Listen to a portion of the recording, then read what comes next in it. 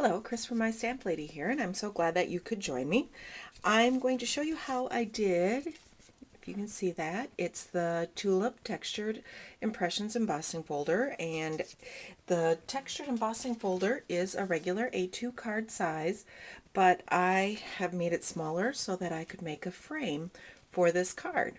So I thought that, well, yesterday I used the Bloom and Marvelous set, and I'd said come back today and you could figure out, I'll show you how I did this, but I'm going to change it up just a little bit, and I'm going to use a different stamp set. So I'm still going to use the Calypso Coral, and this is the T for 2 Designer Series paper with the Island Indigo ribbon. And here's my Island Indigo frame.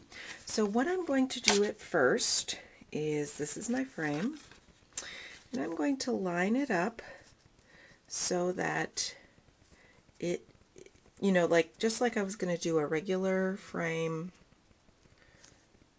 There we go. I've got it lined up along the bottom. See, I think you can see a little bit better from the back side. You can see how I have it lined up like I'm going to do a regular frame. So let me pull in. I need it, tab one down, acrylic plate, my folder with the Island Indigo piece in there. Okay, so now here comes the part that is a bit different.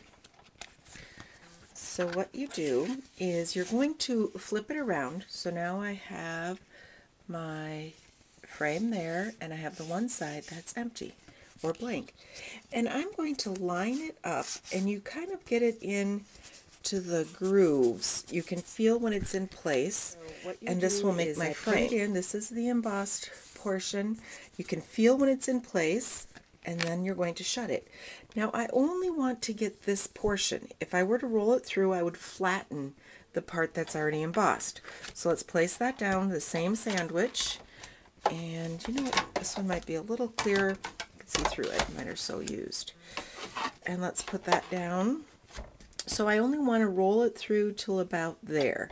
So we're going to go in and not go all the way through, and now I'm rolling it back out. So what I did is I just rolled it in until about that much went through the machine.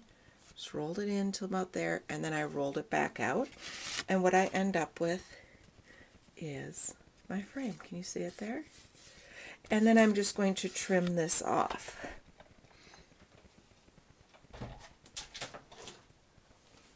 There are definitely certain sizes that will work better for this technique than others.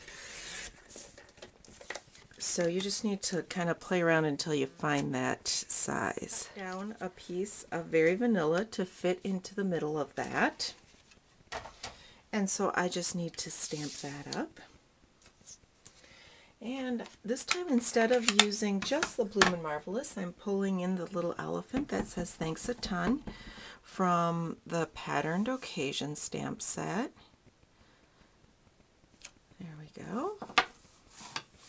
And then I stamped one of the elephants with the the Island Indigo, and I cut it out ahead of time.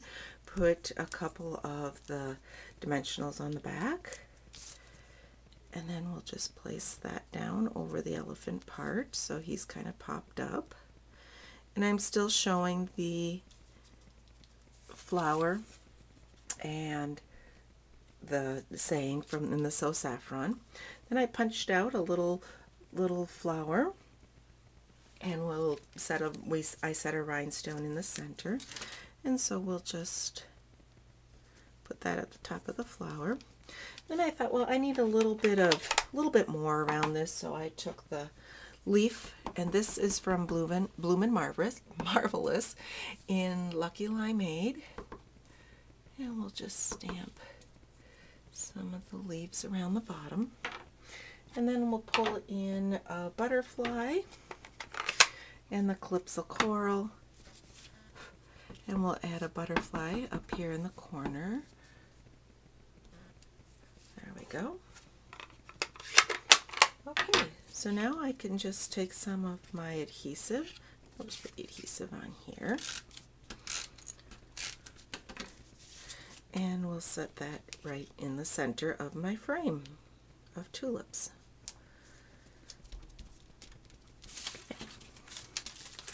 So here's my background, Calypso Coral, and I'm going to put on our card base.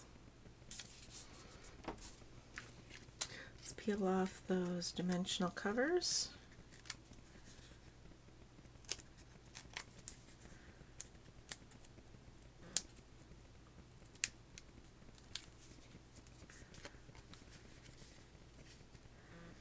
There we go. And then my last step was to add my little tied bow of Island Indigo down in the corner.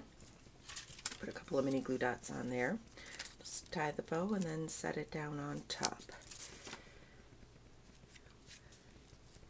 There we go, and that's how you get that frame look from the Tulips Textured Impressions embossing folder. And even though it's a larger folder, you can adjust it to get that smaller part. If you need some hints again about how I got the smaller part, just go back and watch that part again. And if you have any questions, don't hesitate to ask me. Chris@mystamplady.com, and thanks for watching.